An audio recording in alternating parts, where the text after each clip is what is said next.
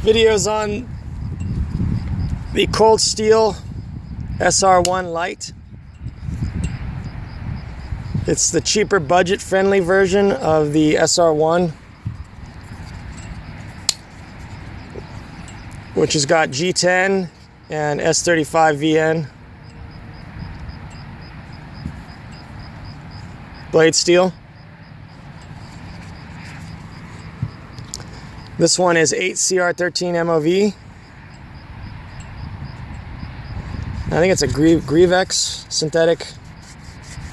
I forgot the paperwork at home, but I think it's a Griv-ex, synthetic material. They call it the light, but it's not much lighter. According to my scale, it was only a half an ounce. The box says an ounce. This one's 7.3 and this one's 6.3.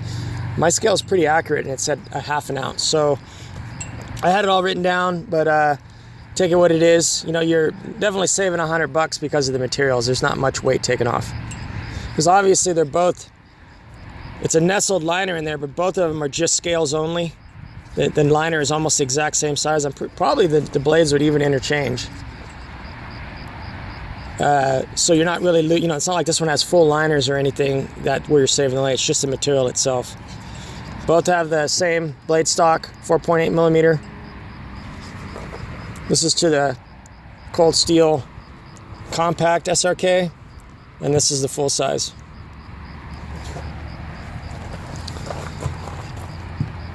I don't know why I got these. I've been bored at the house.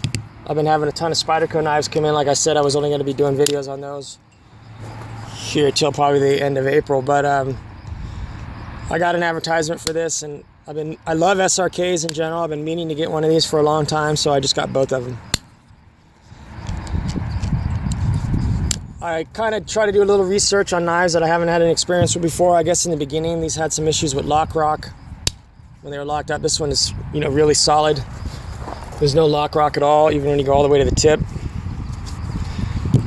This one, I thought I was getting a little bit last night, but it's actually, when I was holding it, I think I was pushing a little bit on here, so there's nothing. It's nice and tight. The only thing I could see on this knife, and I don't know if you're gonna be able to see it, the blade, I don't know if you can see the light, I don't know if my camera's gonna focus. The blade is hitting, so if you see inside the knife, there's the back spacer spring, it's bowed, like, all lockbacks. So it's hitting on the back right here, down in this area here. If you look, it's hitting on the G10 spacer down there. I don't know if the light, you can see it. And then it's also hitting on that back spring. And I'm assuming that the more it hits here, the more it's gonna hit on that. And it's actually flattening out the blade, right here. It's hitting on that. You can actually hear it when you close it, slamming into here and there. So that's no bueno. And obviously it's probably just bent a little bit too much, or I don't know. The action's perfect. I don't know if it's just a machining problem. They're all going to have that, but it's gouging pretty good there, and obviously it's flattening the blade out, hitting on that metal. And the more it digs into this side, closing it, you're not going to be slamming it closed, but a normal close, you're doing this.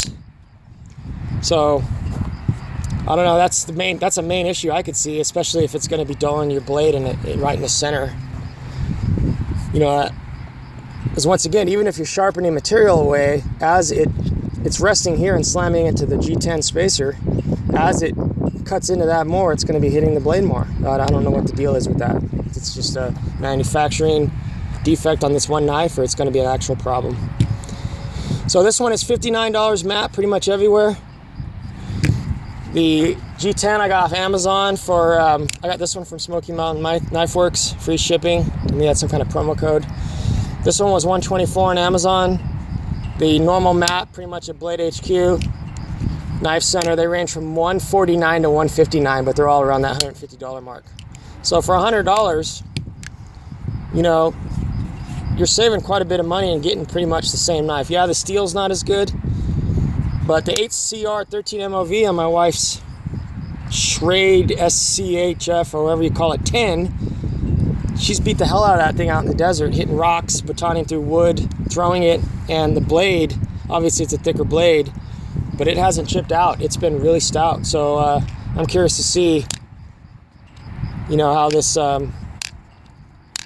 know, if it doesn't dull the knife from the back spring there, how it actually holds up under abuse. I hope everybody's staying safe, you know, taking this advisement from the government and your states wisely. It is the real deal. My wife's a frontline healthcare worker, and this is not something to be messed with, even for the young. And I just want to give a shout out to another friend I just met through my channel. His name's Seth. He's a sharpener. I just had a really good conversation with him. And the knife community just keeps amazing me more and more.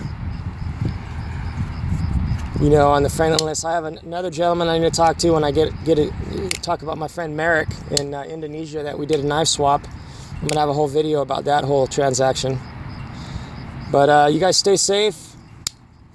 The SR1 G10 with S35VN. The SR1 Lite. Griv-ex and 8CR13 MOV.